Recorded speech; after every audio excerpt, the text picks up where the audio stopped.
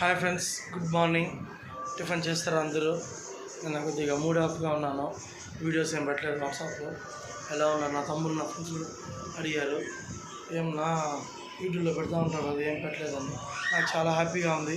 ఇంతగా నా ఆదరిస్తాను నా ఫ్రెండ్స్కి, నా తమ్ముళ్ళకి, నా ఫ్యామిలీ మెంబర్స్కి చాలా చాలా హ్యాపీగా ఉంది. అందులో నిన్న చాలా ఎండగా ఉంది.